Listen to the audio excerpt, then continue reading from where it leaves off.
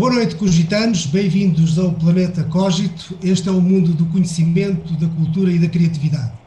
E hoje vamos falar de defesa. E direis vós, mas ninguém fala de defesa, porque raio haveria o Cogito de se meter com os militares? É exatamente por causa disso. Existe um enorme vazio em torno das Forças Armadas, não se discute, não se analisa, não se investe. A defesa é uma ilha isolada do nosso conhecimento. Pior ainda, é quase como que o quarto no fundo do quintal que ninguém quer arrumar. Isto, por um lado, é bom, quer dizer que não temos conflitos armados e, portanto, ninguém liga aos militares que não precisa. Melhor ainda, apesar das insistências diárias do Correio da Manhã, somos um dos países com maior segurança no mundo, estamos em terceiro lugar no ranking do Global Peace Index e os dois primeiros países são ilhas isoladas, a Islândia e a Nova Zelândia. Se assim é, porque precisamos de forças armadas? A pergunta pode parecer insultuosa, mas é legítima. Se temos um exército para se treinar para a guerra convencional em que o inimigo vermelho vai atacar Lisboa pelo Alentejo, estamos a desperdiçar tempo e recursos. Porque as ameaças não param. No âmbito internacional, a nossa maior responsabilidade é a defesa da zona económica exclusiva, toda aquela área marítima que está à nossa frente e que engloba as ilhas, mantendo a segurança quer do tráfico civil como militar. Será que estamos a fazer bem? Será que temos os meios e a capacidade para estarmos à altura das nossas exigências internacionais? Ou será também que o SARS-CoV-2 é um assunto para a defesa nacional? E será que os imigrantes marroquinos que começam agora a chegar de barco ao Algarve também o são? A pergunta certa, a nosso ver, não é se devemos ter forças armadas, a pergunta é que forças armadas devemos ter. A falta de debate leva, na nossa opinião, a escolhas políticas duvidosas.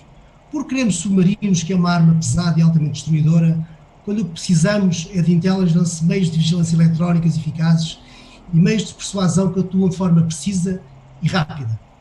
Não está em causa a importância bélica e histórica da nossa capacidade de submergir. O que está em causa são os custos de aquisição e manutenção que limitam um orçamento reduzido e que não se espera que aumente muito nos próximos anos. Pelo que a pergunta para as Forças Armadas muda novamente de tom. A pergunta, a nosso ver, deve ser, com este orçamento, que defesa podemos e devemos ter? As Forças Armadas são as grandes responsáveis por esta política de vazio. Refugiaram-se nos quartéis e a sociedade esqueceu a sua existência. Em consequência, os militares já não são vistos como outrora. Já lá vai o tempo em que as mulheres casamenteiras suspiravam à janela por uma farda militar. Mas esta gente desvalorizada, esquecida e confinada nos quartéis merece mais. Todos esqueceram que os militares fizeram a guerra, construíram a democracia e, mais difícil ainda, quiseram perder o poder de forma pacífica e sem contrapartidas. Nunca nos devemos esquecer que os militares juram morrer pela pátria. Mais ninguém faz isso. É por eles que estamos aqui a falar de defesa.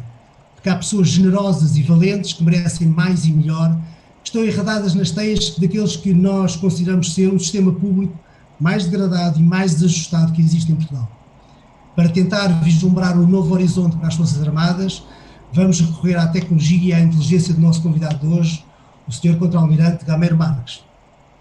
Gameiro Marques fez naturalmente carreira na Escola Naval, estudou nos Estados Unidos e em Roma, foi conselheiro militar na NATO em Bruxelas e chegou a Contra-Almirante em 2008, passando de imediato a Chief Information Officer da Marinha.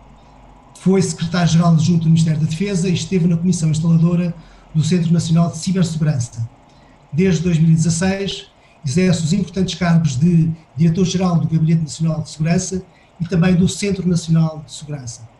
Tem lecionado e escrito sobre gestão estratégica, governação, tecnologias da informação e ciberespaço, entre outros. Boa noite, Sr. Almirante, muito obrigado por estar com o Cogito. Tenho uma pergunta para lhe fazer, que é: como é que a tecnologia pode mudar a defesa? Muito obrigado, boa noite Rui, boa noite a todos, boa noite João.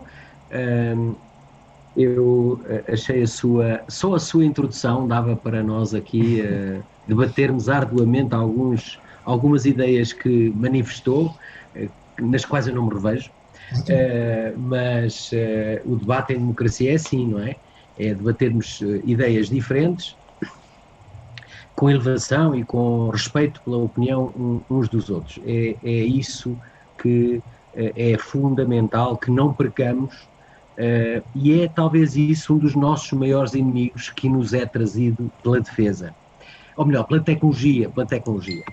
Eu gostava, desde já, além de vos agradecer o convite, dizer-vos que o que hoje me vão ouvir dizer é só a mim diz respeito.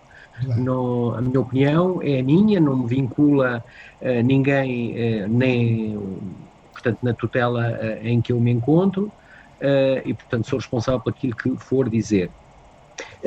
Para ajudar e para não ser tão fastidioso só ouvirem-me, eu vou compartilhar convosco uma pequena apresentação que me seguirá. Ela não tem muito texto, tem sobretudo bonecos, imagens que de alguma forma ilustram aquilo que pretendo dizer. E, portanto, eu começaria por dizer que, ao observarmos o ambiente à nossa volta, portanto, ao observarmos o ambiente à nossa volta, em particular o ambiente de segurança emergente, devemos estar cientes de que os avanços tecnológicos que hoje percepcionamos e que impactam as nossas vidas diárias mudarão e mudam inevitavelmente a forma como se definem e caracterizam as ameaças à nossa segurança comum, incluindo a forma como devemos refletir e desenvolver as estratégias de defesa, as subsequentes atividades operacionais e processos de planeamento e a forma como conduzimos missões, quer ao nível operacional, quer ao nível tático. Para além das áreas tecnológicas mais comuns ligadas à defesa, existem outras em domínios emergentes da ciência e tecnologia com enormes implicações nesta área de soberania dos Estados, como sejam as comunicações e a informação, como sejam as tecnologias de comunicação e informação quântica, a biologia ligada ao digital, os materiais avançados, as ciências cognitivas, os veículos orgânicos autónomos, entre outros, incluindo aquelas que decorrem das combinações destas tecnologias que acabei de vos mencionar. Ora, outros desenvolvimentos estarão certamente em curso, em áreas muito para além do que hoje poderemos imaginar e continuarão a influenciar como devemos analisar o ambiente de segurança que nos rodeia. Ora, embora seja reconhecido que o atual e o futuro ambiente de segurança tenha a incerteza como sua principal característica, uma coisa é clara: as mesmas tecnologias que prometem melhorar a compreensão humana e a tomada de decisão também afetarão a nossa capacidade de defender e de responder a ameaças coletivas, porque, quanto mais não seja, afastam de forma inexorável o decisor e mesmo o operador do teatro de operações, levando num extremo a uma gamificação da condução de operações no respectivo teatro. Haverá por isso enormes oportunidades, mas também potenciais desafios de várias naturezas que, se não forem adequadamente acautelados, poderão provocar disrupções, quer funcionais, quer sociológicas, de muito significado. As implicações que me parecem relativamente óbvias é que devemos estar muito mais comprometidos em adaptar a nossa cultura organizacional, a nossa mentalidade, os conceitos e a nossa doutrina, do que estarmos somente focados na nossa adaptação às tecnologias. Por outras palavras, o que eu quero dizer é: temos que nos deixar de deslumbrar com a tecnologia. Temos que pensar que essa tecnologia, ao ser introduzida, vai trazer-nos vantagens, vai nos trazer riscos e temos que conscientemente aferir se os riscos que ela nos traz são menores do que as vantagens, porque se forem maiores, temos que ponderar. Ora, neste contexto, julgamos que se deve tornar um requisito permanente e prioritário considerar sempre as dimensões humanas de qualquer mudança tecnológica.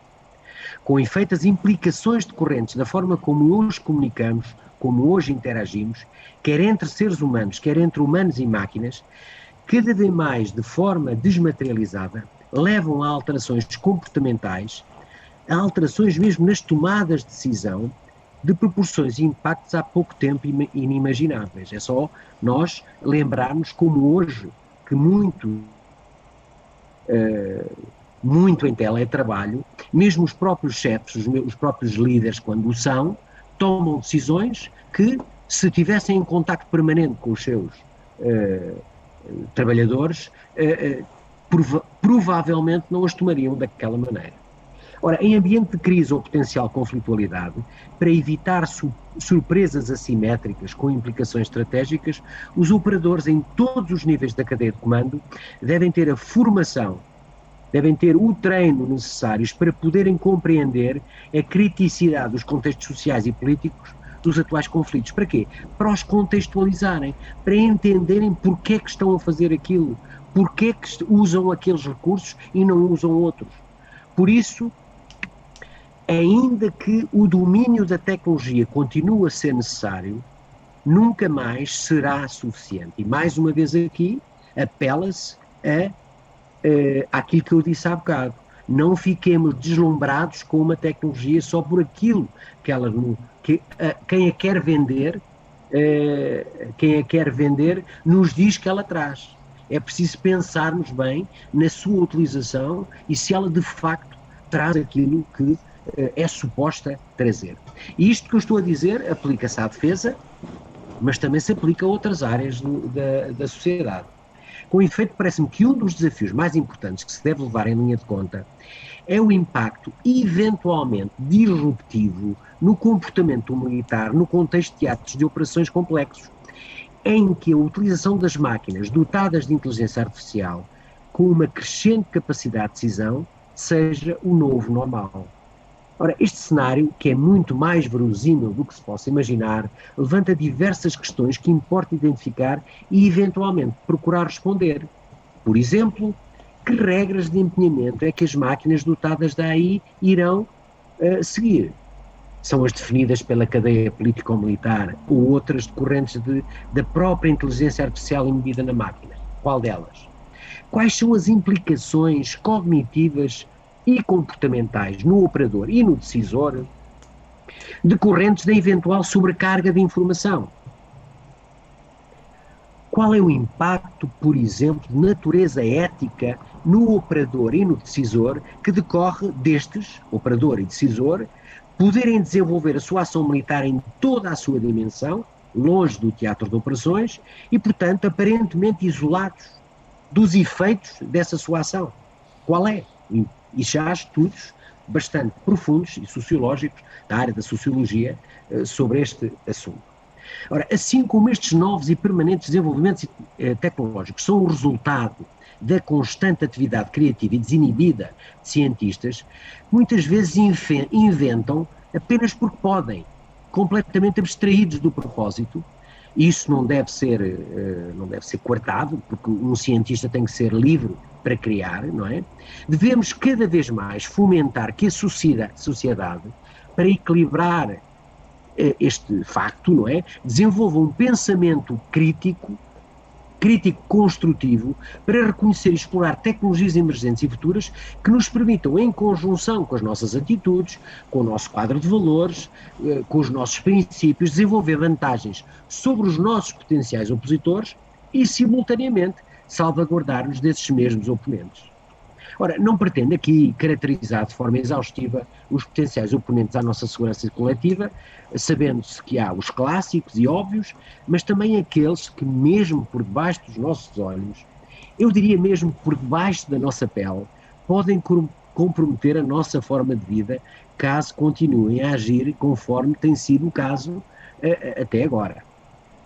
E eu, neste contexto, gostava de vos trazer à vossa atenção um recente documentário, foi lançado em agosto deste ano, produzido pela Netflix, denominado The Social Dilemma, que caracteriza em cerca de 60 minutos o que eu aqui pretendo referir. Eu posso-vos dizer que, na semana passada, este documentário foi visto na organização onde eu trabalho, por um conjunto de pessoas, porque achamos, uma vez que trabalhamos com a cibersegurança, trabalhamos com o digital, achamos que nós, que somos profissionais desta área, devemos ter a consciência do que é que se pode fazer com isto.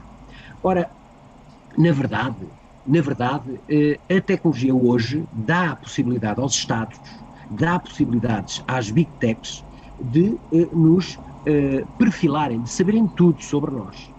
O problema maior é quando isto é usado contra nós. E o Assad contra nós, enfim, tem várias nuances que podemos depois falar em fase de debate, mas uma das coisas é que todos fazem a perfilagem, o profiling de cada um de nós e podem aceder à Time Magazine de 29 de janeiro de 2019, tem um excelente artigo escrito por um dos participantes naquele documentário que eu vos falei,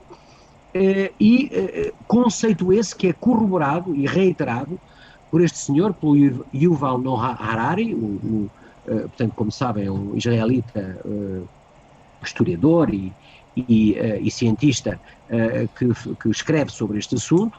Neste link que vos mostro tem uma meia hora de entrevista com ele na Hard Talk, um programa da BBC que é muito interessante de ver, onde ele fala precisamente disto. E o problema é que com isto as pessoas que só vivem nas redes sociais vivem numa bolha da verdade, a bubble of truth, e depois ficam com a ilusão que a maioria deles, a maioria das pessoas que essa pessoa conhece, não é, acredita na mesma coisa e portanto ficam com uma percepção completamente errada da realidade, pensam que a realidade é única, não é? Como é que uma pessoa pode desenvolver quaisquer estratégias do que quer que seja se acham que a realidade é única? E o que é que isto está a provocar?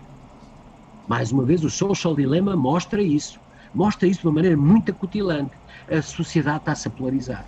Estão a aparecer extremos na sociedade. E porquê?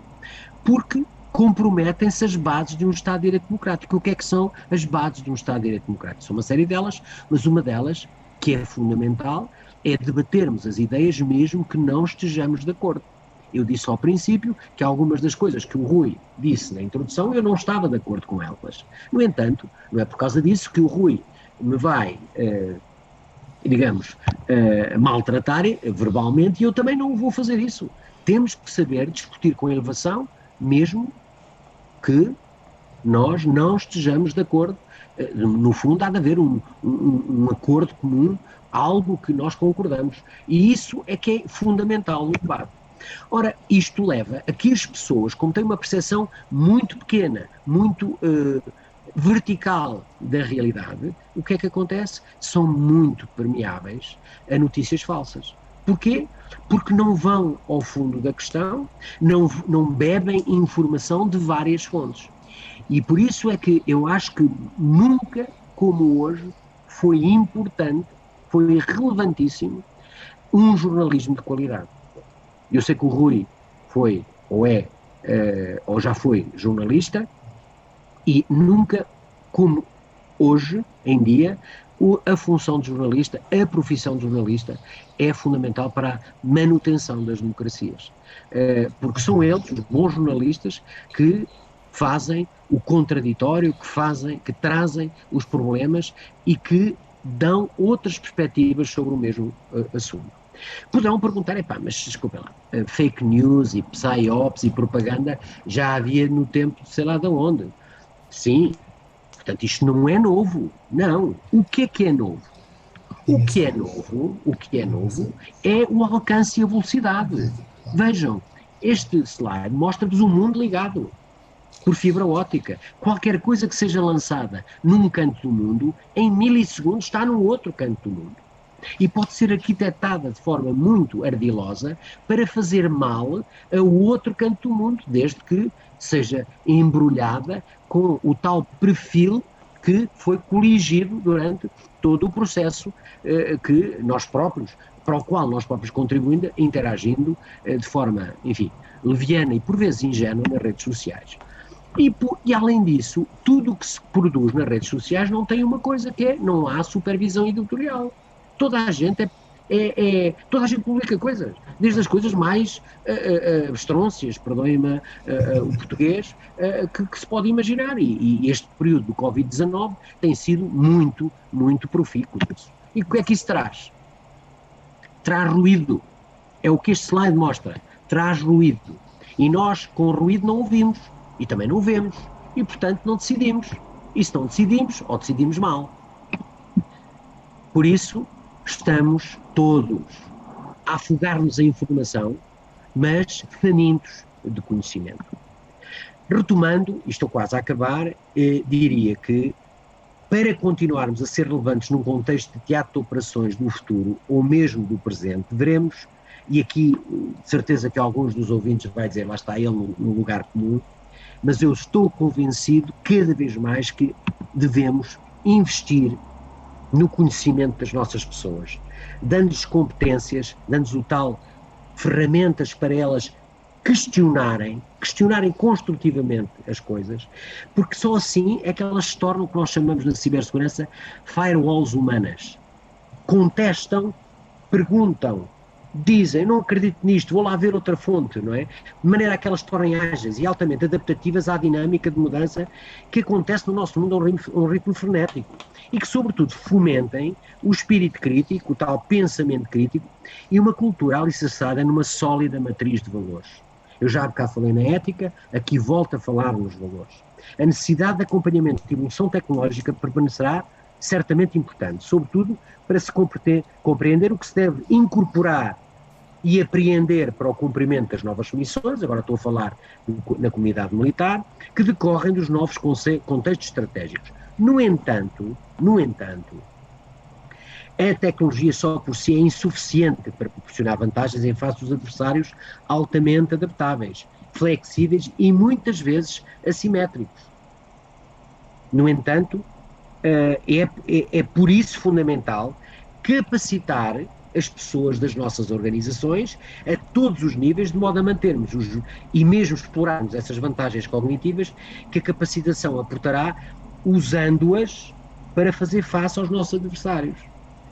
Esse é o investimento que mais retorno dá. Investir no conhecimento das pessoas de forma pensada, estruturada e com visão é o melhor investimento que dá, e eu posso-vos dizer que o ramo a que eu pertenço tem investido bastante nisso e eu acho que dá algum retorno. Para finalizar, gostaria de relembrar que não há desenvolvimento sustentado sem segurança. A história mostra isso ao longo dos séculos. E de destacar que a defesa e a segurança são responsabilidades coletivas onde todos os atores, sejam eles públicos ou privados, militares ou civis, devem cooperar para que em conjunto possamos estar mais bem preparados para as ameaças conhecidas e sobretudo para aquelas que desconhecemos. Quem diria que há um ano estávamos todos com a ameaça que hoje temos à nossa vida. Portanto, todos nós, no século XXI, estamos cada vez mais dependentes da tecnologia para viver da forma como vivemos. Estamos a usar a tecnologia para comunicarmos. Hoje, aqui. Tecnologia que se calhar há 6 meses, há 6 sim, já usávamos, mas há 8 não usávamos, ou não usávamos tanto. No entanto, não podemos permitir que seja a tecnologia a determinar unilateralmente como vivemos ou como desenvolvemos as nossas atividades. Cada vez tenho menos dúvidas que tem que ser o ser humano. O ser humano tem que estar no centro e deve estar no propósito de qualquer evolução tecnológica. Eu sei que isto vos pode soar utópico, mas temos que ter este objetivo. E por essa razão, compete-nos a nós, seres humanos e não às máquinas, definir como esse desenvolvimento deve acontecer. Por isso, compete-nos liderar este processo. E isso faz com conhecimento, com ética, com reflexão, com debate e com a ação atempada. Obrigado. Estou pronto para o debate. Demorei, acho que 20 minutinhos. Fantástico, fantástico. Se puder parar aí de partilhar. Ok. Sr. Almirante, muito obrigado pela sua exposição. Confesso que, pessoalmente, isto é um momento histórico. Nós começámos por falar em submarinos, diretamente também em carros de combate, e acabamos a falar em Facebook, em educação e em ética. Vamos lá por partes. Temos uma audiência que não é militar, que precisa aqui dar os conceitos básicos para saber o que é que estamos a falar. As pessoas associam os exércitos, as forças armadas, a uma guerra convencional, a paradas militares, a carros de combate, a mísseis balísticos, etc. A chamada guerra convencional. Naquilo que é as expectativas possíveis, porque tudo pode acontecer na vida, nós sabemos, mas daquilo que é a guerra convencional acabou, já não é expectável em países como o nosso, ou ainda é uma possibilidade? vamos ver, os conflitos convencionais, para quem está atento, continuam no mundo. Certo. Mas não no nosso mundo. No nosso mundo, na nossa proximidade, parece-me pouco provável. Parece-me pouco provável. No entanto,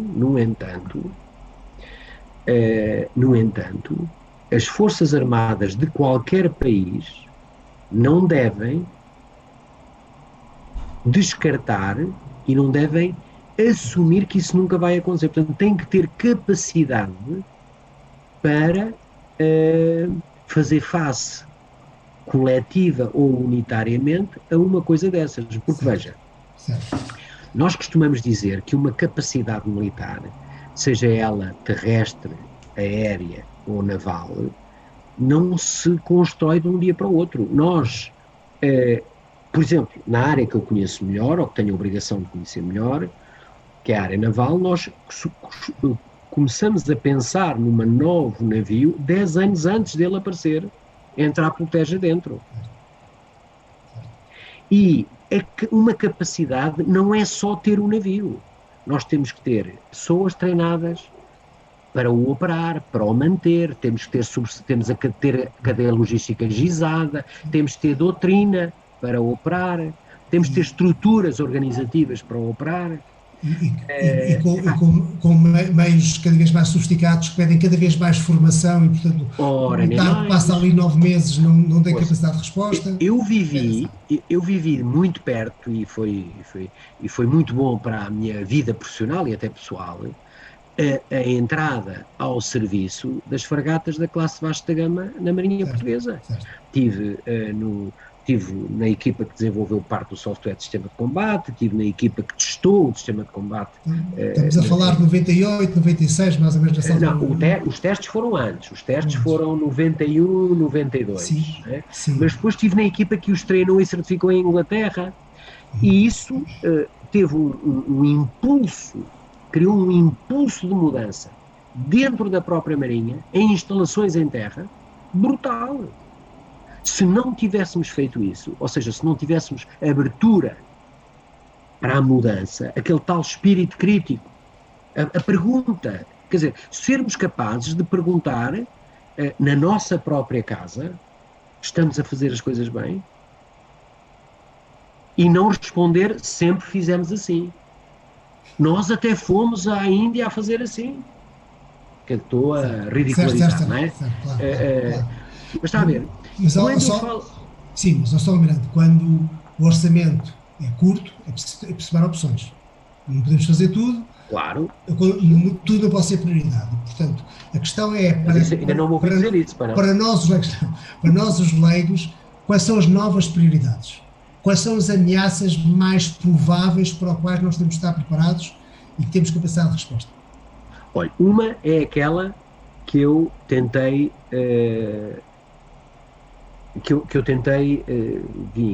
demonstrar, enfim, ao longo desta pequena exposição que fiz. E porquê é que eu a escolhi? Para já, porque diz-me respeito à minha função hoje. Depois, acho que ela é transversal à sociedade.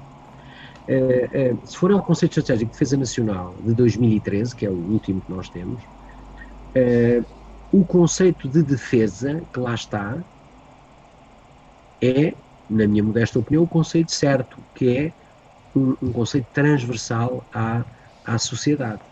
Aliás, o próprio conceito estratégico depois tem um desdobrável enorme, com medidas em áreas que, se uma pessoa não tiver esta ideia de defesa, parecem-lhe descontextualizadas. Por exemplo, uma das áreas lá são as questões ambientais. Já em 2013 se falava naquilo. Outra questão é as questões de natureza demográficas, o envelhecimento da nossa sociedade. Em 2013, né? Portanto, há 7 anos. É evidente que a defesa, em última instância, não é? No extremo, se nós não nos renovarmos, Portugal, enquanto Estado-nação, enquanto aquilo que hoje sabemos que é, tende, ou tenderia, teoricamente, a desaparecer. Não vai desaparecer porque a gente está quase a fazer 900 anos como país, né? Mas vai ser uma coisa diferente. E isso é ou não é uma questão de defesa nacional? Não é defesa militar, é defesa nacional. Porque a Federação da União Europeia vai, obviamente, reduzir o papel dos Estados-nação. Tal como a ascensão das grandes metrópoles também reduz o papel do Estado-nação. Sim, mas o Estado-nação é um construto. O Estado-nação é um construto pilar, não é? Quer dizer, pelo menos para a minha geração. Aliás, olha, naquele curso que eu fiz em Roma, que falou, que no Colégio de Defesa NATO, Portugal era lembro-me de alguns palestrantes, pelo menos 2, conferencistas, que referiram que Portugal era dos poucos, se não o único, Estado-nação na Europa. Sim, com mais probabilidades de sobreviver às próximas décadas. Sim. Mas num contexto... Na definição, não é? Um Estado-nação é aquele que tem uma língua, uma etnia, uma bandeira, não é? Uma cultura. Quer dizer, mas de qualquer maneira, já que referiu também a questão do ambiente, e sendo que hoje, de facto, a maior parte dos problemas que os Estados-nação, e não só se confrontam, são globais, esse conceito de soberania não pode ser visto na mesma forma, não é? Porque, por exemplo, se defender Portugal, mesmo patrulhar a costa, basta ver, por exemplo, a desgraça que temos agora na Grécia, não é? Vamos imaginar que as alterações climáticas no futuro vão ampliar esse problema dos refugiados 10 vezes, 50 vezes, 100 vezes. Como é que se age de forma... obviamente a preservar os princípios do Estado-nação, mas a conciliar com o humanismo e com as necessidades que a gestão dos problemas globais impõe, não é? Isso que o João me colocou são questões complexas, mas e que têm que ser vistas e que têm que ser coordenadas. Foi buscar o caso da Grécia, que ainda por cima tem um outro problema que para mim não tem uma dimensão humana tão grave, mas tem uma dimensão política potencialmente mais grave. Certo. Que é a questão das disputas no Mediterrâneo Oriental por causa do gás entre 2 países que são membros da NATO. Uhum. Certo. Exato. E no futuro, se calhar, disputas de água, não é? As alterações climáticas vão criar problemas de recursos hídricos. Como é que se faz? Não é só... Há a questão política, mas pode haver a questão da defesa, não é? Pode haver agressões, pode haver... Sim, pode haver, lá está. É por isso que é fundamental, parece-me, para nós termos uma visão sólida das questões, olharmos para o conceito de defesa transversal à sociedade e não apenas militar. Certo. Os militares têm um papel em determinadas situações. Veja, aliás, nós, no próprio conceito estratégico, já isso é mencionado, haver tecnologia de uso dual ou duplo uso.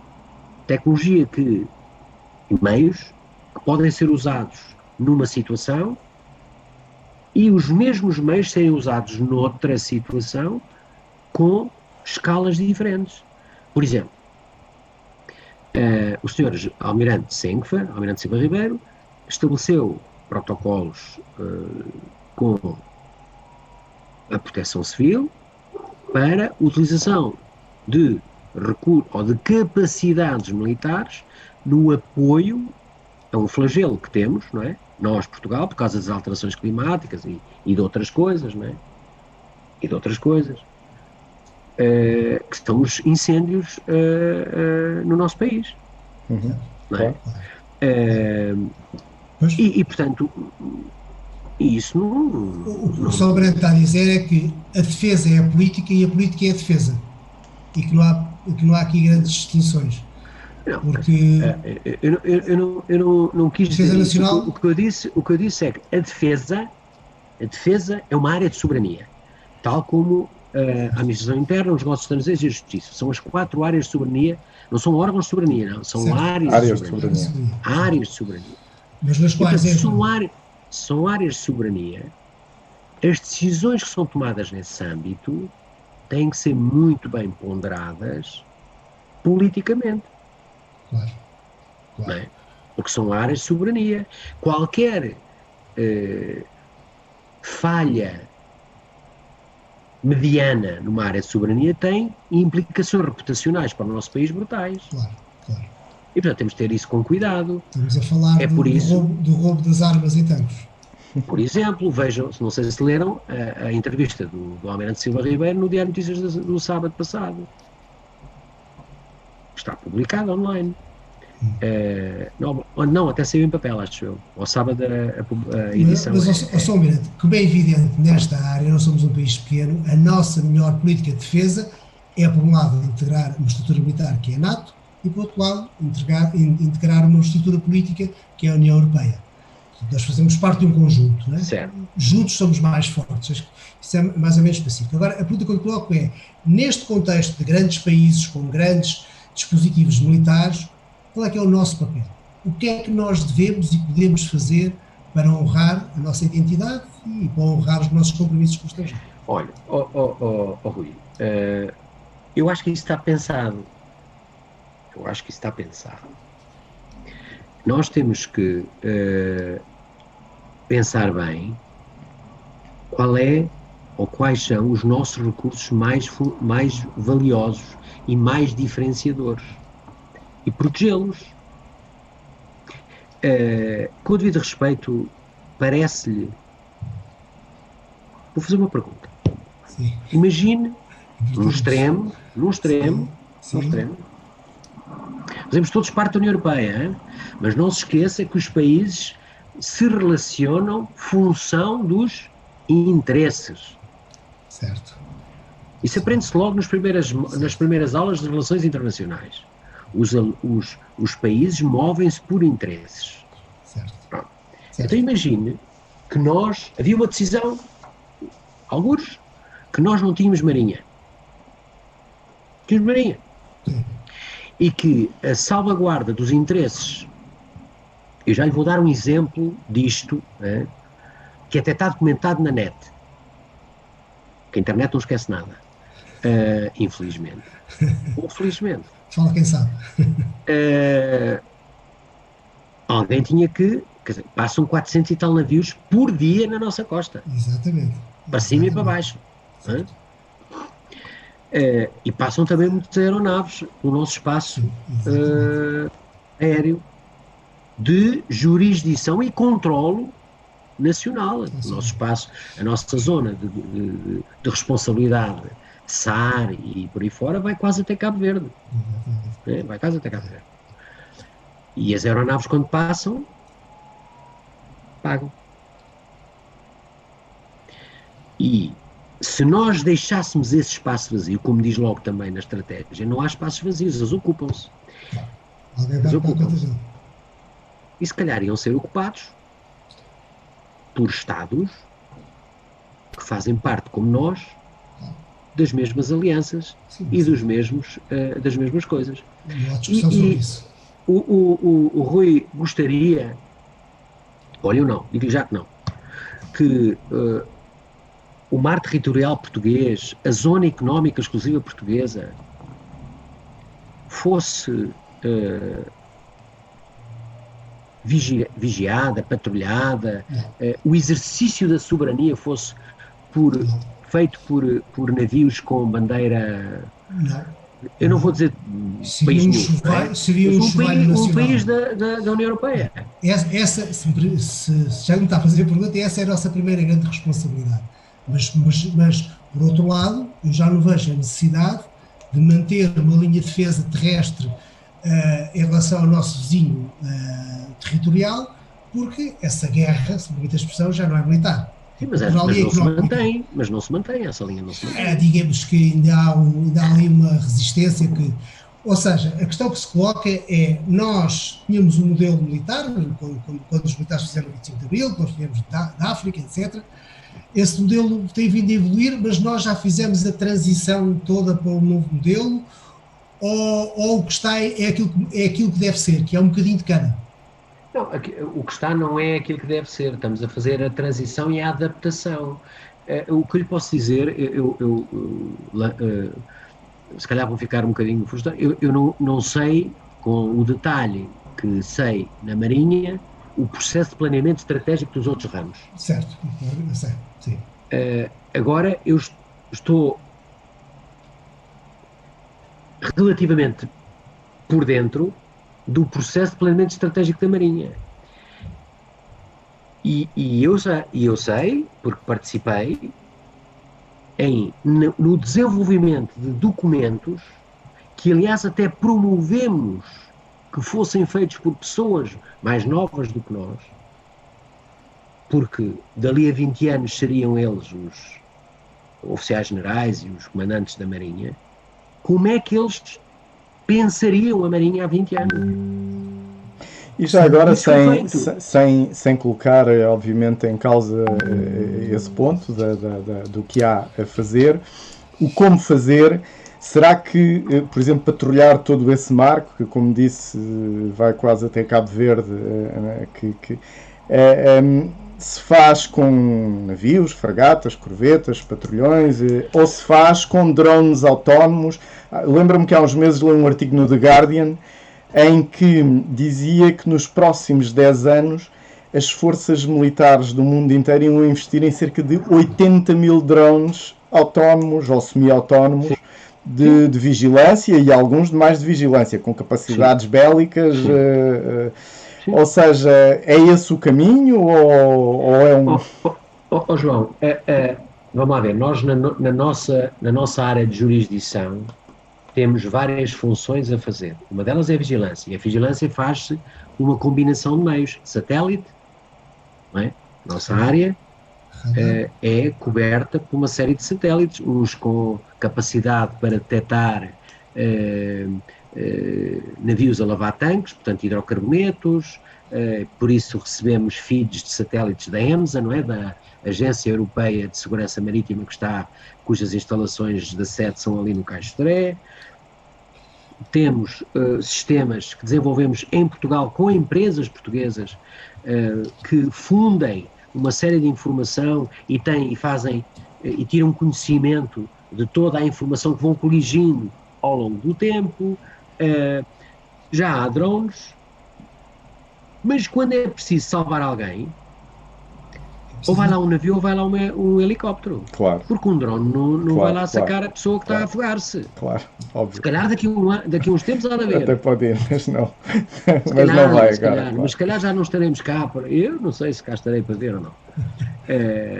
Mas quando... E quem lá vai é o ZH-101, umas magníficas aeronaves da Força Aérea, operadas por gente espetacularmente profissional, que vão lá sacar a pessoa no meio da água, de vez em quando em condições atmosféricas, sabe lá Deus como. É.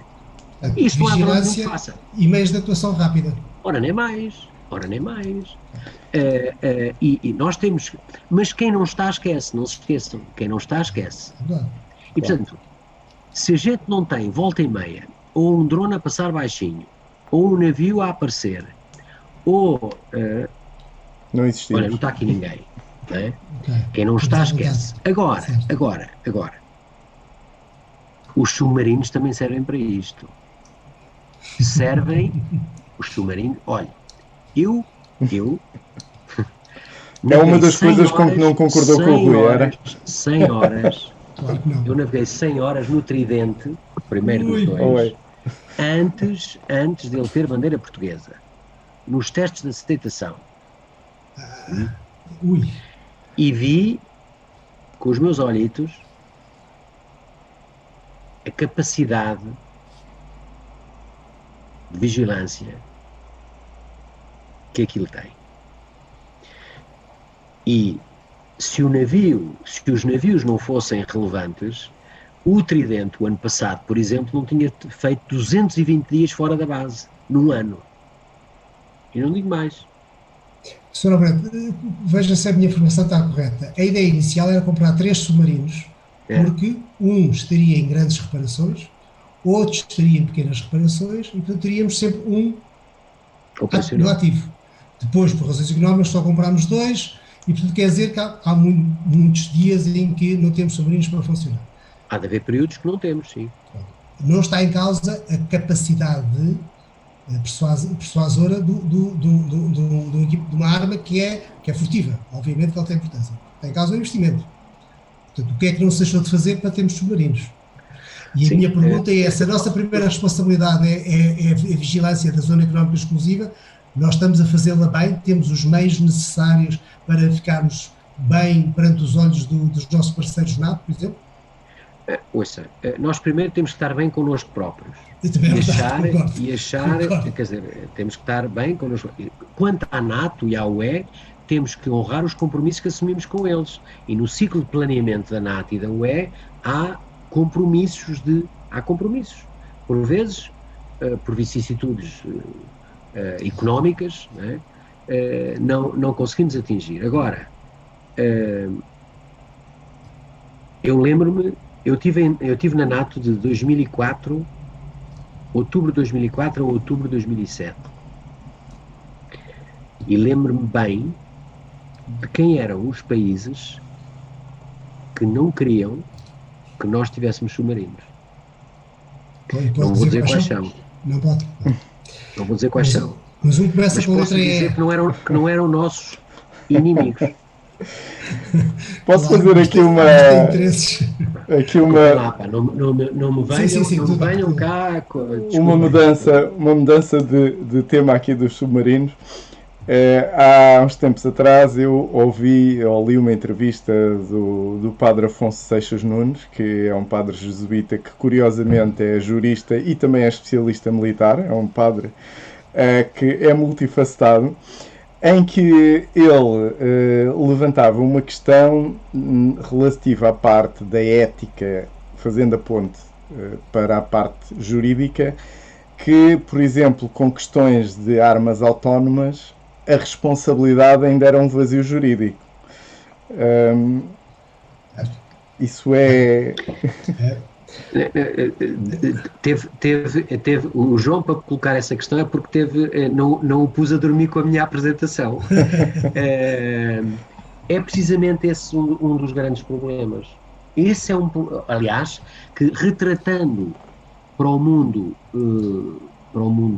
não, enfim, militar ou não, está mais perto da nossa realidade do que nós possamos pensar. Por exemplo, já ouviram esta situação, certamente, que com a condução autónoma, que em termos técnicos está relativamente perto de atingir um nível mais sofisticado, coloca-se essa questão: se o veículo maltratar alguém, até o matar, não é? Quem é que é o responsável? É o dono do veículo? É a empresa que fez o software? Quem é que é?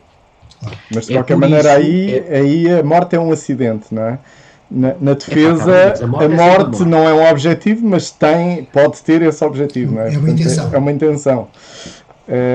Sim, mas veja, João, é por isso que eu defendo cada vez mais convencido que os cientistas podem desenvolver a tecnologia só porque podem.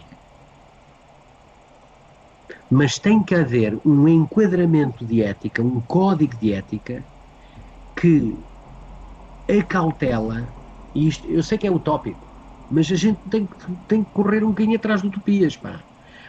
Que acautela que uma tecnologia é usada com um propósito. Claro. E o propósito, num contexto de conflito, é mas num contexto de não conflito tem que ser um propósito que não compromete a dignidade do ser humano. Claro. Mas ao mesmo tempo... Quer dizer, mas veja, compete-nos a nós, seres humanos, defender isto. Por isso é que o meu último slide é um miudinho pequenino a seguir os dois adultos. Eu quero transmitir que a gente tem que liderar o processo. A gente tem que dizer que não quero aquilo para a minha vida. Olha, um dos slides que eu vos mostrei, que é quase do último, que é um indivíduo a olhar para o telemóvel com um botão de corda atrás nas costas. Sabe onde é que ele está? Tirei uma fotografia na Ribeira das Naus, ao pé da antiga Filo. Epá, eu ia a passar e vi aquilo e disse, epá, é mesmo isto, tal.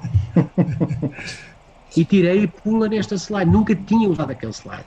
Mas aquele slide é tão representativo da forma como nós, seres humanos, gente pensante, nos tornamos em autómatos e reagimos a esta porcaria. Porque não somos capazes de consumir mais nada. Sr. Almirante, mas há uma enorme pressão política para que os países que normalmente fazem as guerras tenham o menor número de baixas possíveis. A melhor forma de ter baixas possíveis é robotizando os exércitos. É a gamificação do conflito. Aliás, esse slide achei bastante interessante e cruza-se também com um artigo que também li há algum tempo que falava do stress traumático ou pós-traumático dos operadores de drones, que era superior ao dos soldados em geral. Sim. Por causa daquele isolamento. Pois. Veja, aquele impacto, eu para não me perder, uma parte daquilo que disse foi sem ler, outra parte foi lida, porque aproveitei para passar a papel algumas ideias, não é? Claro.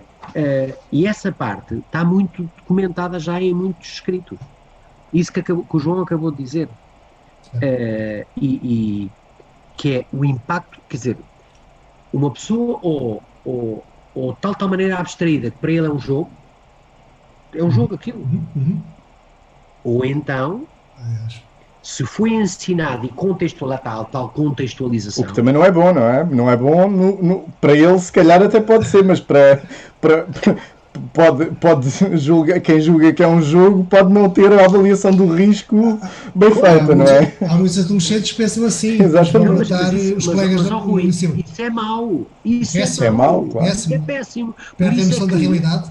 Por isso é que, mesmo na cibersegurança, a gente de vez em quando somos, venham cá, tal, vai abrir um novo pós-graduação em cibersegurança. Eu lembro que já foi há algum tempo, está a fazer 2 anos, foi em setembro de 2018. Foi em setembro de 2018, arrancou numa boa universidade em Portugal uma pós-graduação em cibersegurança. E estávamos num debate e tal, e um indivíduo tecnologicamente bom, que saiba de cibersegurança bastante, se não tiver um bom quadro de ética, ele pode rebentar com a reputação de uma pessoa e de uma organização. Claro, sim. Claro. Quer dizer, começa a enfiar, começa a vasculhar a vida dele, depois a transformar aquilo, pode tramar. E há universidades neste país que levam isso tão a sério que numa pós-graduação em cibersegurança têm módulos de ética. Muito bem. Certo. E nós no Centro Nacional de Cibersegurança temos podem depois lá ir ao site, há uma iniciativa que eu gosto muito, e não tem nada a ver com ela, só não é impedido de andar, a Carinheia, que é o Observatório de Cibersegurança, e tem 6 linhas de observação: riscos e conflitos, tecnologia, comportamentos, ética. Como é que estes assuntos são tratados, ou melhor, como é que o assunto da ética é considerado na cibersegurança? Não é considerado ou é? E se é, como? Agarrado à filosofia, agarrado ao direito, a quê? Mas tem que se ensinar isto. Sr. Almirante, estamos a chegar quase ao fim da nossa emissão. Aqui há uma questão que tem a ver com o seu trabalho concreto que é preciso colocar. Não é preciso ser militar para perceber que a melhor forma de lidar com os conflitos militares é evitá-los. E para os evitar, nada como ter boa informação. A pergunta que lhe coloco é, portanto, o Sr. Almirante lidera o Centro Nacional de Cibersegurança, mas está num país pequeno, que tem pouca tradição nesta área, ou com poucos investimentos, e está a lidar com países que fazem investimentos maciços há muitos anos. E, portanto, vou falar concretamente no caso do Echelon e no caso da NSA, que são mega estruturas. Como é que lida com isso? há uma cooperação boa ou andamos sempre todos a ver quem é que engana quem? Olha, aí é por isso que, mais uma vez, os slides que eu mostro não os mostro só porque são giros.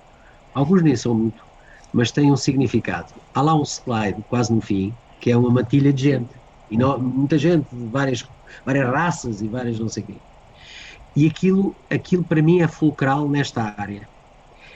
Nós cooperamos muito e diariamente, quer ao nível nacional, e quando digo diariamente, é mesmo diariamente, quer ao nível internacional. E ao nível nacional, em duas dimensões. Numa dimensão nós temos um núcleo, que até chamamos de G4, há o G8, o G7, o G20 e tal. Este é o G4. Também. É o G4. G3, mas essa é outra coisa. E é um dispositivo que junta 4 entidades do Estado que, com interesses complementares, ajudam-se na área da segurança do ciberespaço. Okay. Uma coisa é a cibersegurança, outra coisa é a segurança do ciberespaço. Certo. Aliás, se forem à Estratégia Nacional de Segurança do Ciberespaço, está publicada numa resolução do Conselho de Ministros de 2019, tem lá as definições. O que é cibersegurança, o que é ciberdefesa, o que é cibercrime, a lei do cibercrime até 2011. Pá. Depois há uma outra dimensão nacional que fortalece ainda mais isto, que é a Rede Nacional de Equipas de Resposta a Incidentes de Cibersegurança. É a Rede Nacional de CSIRTs. CSIRTs é um acrónimo, quer dizer Computer Security Incident Response Teams. São mais de 40, estão em rede mesmo, e a maior parte são do setor privado. E o que é que eles fazem? Ajudam-se. Estou a descobrir aqui um problema. Já o descobriste? Como é que o resolves? Olha, este é o procedimento. Tem uma taxonomia comum. Um incidente para esses 42 ou 43 quer dizer precisamente a mesma coisa. Não há o acho que ali. E depois essa rede, através do CERT-PT, do nosso, que é o português, o .pt, CERT.pt, liga-se a duas redes, uma à europeia, Rede Europeia de CSIRTs, e à Rede Mundial de CSIRTs, que é o FIRST. O acrónimo quer dizer FIRST. Não me pergunto o que é quer dizer o acrónimo, que eu nunca sei de cor, mas consigo rapidamente dizer-lhe se estiver interessado. Okay. E nessa rede FIRST está a África, está a Ásia, está a União Europeia, e o que acontece é que para resolver problemas, às vezes quando a gente há incidentes que surgem de Portugal, no México, com IPs portugueses, não é? com endereços IP portugueses a afetar o México.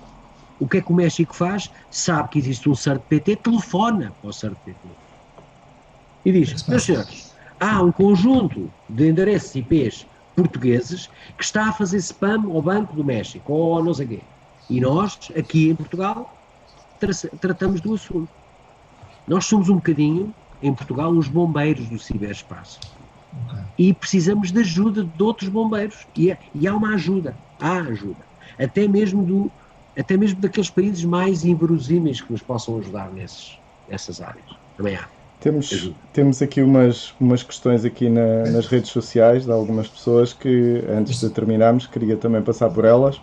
Temos aqui o Mário David que menciona, referindo-se obviamente à parte das redes sociais, à sua apresentação, que também há muita gente que acaba por tentar sair dessas bolhas, preocupando-se com fact-checks e múltiplas fontes, mas depois no dia-a-dia acabam por cair nelas na mesma. Ou seja, no fundo a ideia que dá aqui no que ele quer dizer é que isto acaba por ser inevitável, não é? É um vício. Vejam o Social Dilemma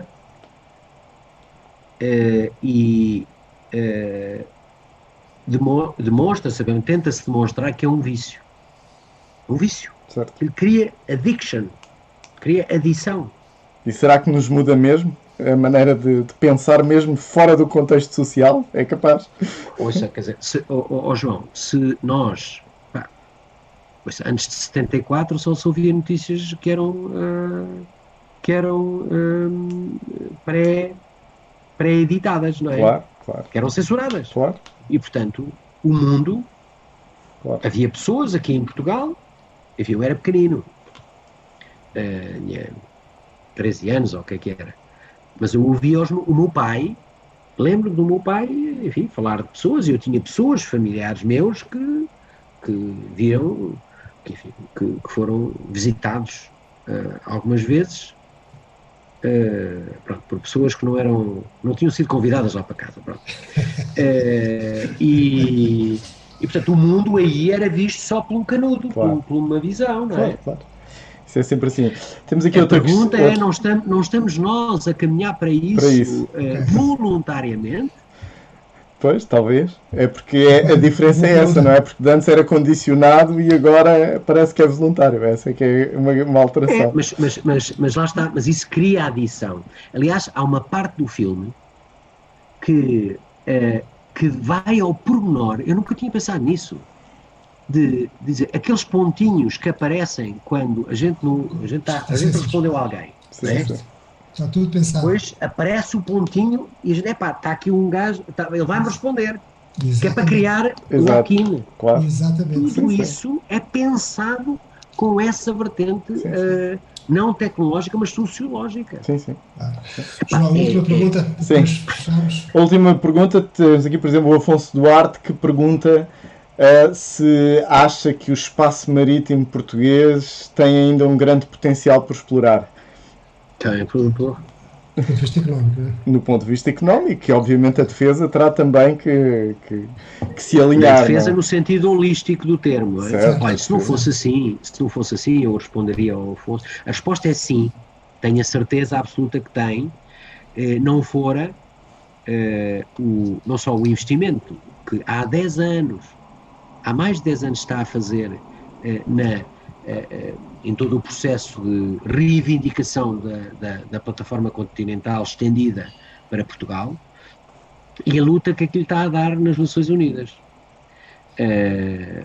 Agora, o que nós podemos, como portugueses, e ainda ontem estive no Instituto Geográfico, ontem fez 60 anos o Instituto Geográfico, e houve uma intervenção muito interessante dos 200 anos de hidrografia e oceanografia em Portugal. Só o espólio de conhecimento que com esta iniciativa se criou para a comunidade científica portuguesa, científica e não só, é brutal, porque há um projeto paralelo a este da plataforma da extensão da plataforma continental que visa fazer um levantamento de todo o fundo do mar, e já temos equipamentos para isso, português, quer dizer, equipamentos operados por Portugal, operados por Portugal, não são feitos em Portugal, mas são operados por Portugal, que vai fazer esse levantamento todo, onde podemos depois mapear que naquele fundo existe determinados sedimentos, determinados minerais e tal. Portanto, os estudiosos desse assunto dizem que é mais caro, ou melhor, é mais difícil muitas vezes ir a 4.000 e 6.000 metros de profundidade do que viagens espaciais. Já ouvi isso. Portanto, a resposta é que sim. Assim tenhamos capacidade e engenho e financiamento para fazer isso. Muito bem, vamos terminar. Sr. Almirante, tenho aqui algumas perguntas que vou fazer para resposta rápida. A primeira é: qual foi o conselho mais importante que já lhe deram na vida? Foi o meu avô, há muitos anos, e que me disse: ser honesto para ti próprio e para com quem tu vives e com quem trabalhas. Honestidade. E eu prezo muito, muito, muito esse valor. Um aplauso para o seu avô. Outra pergunta: qual foi o livro que mais o marcou?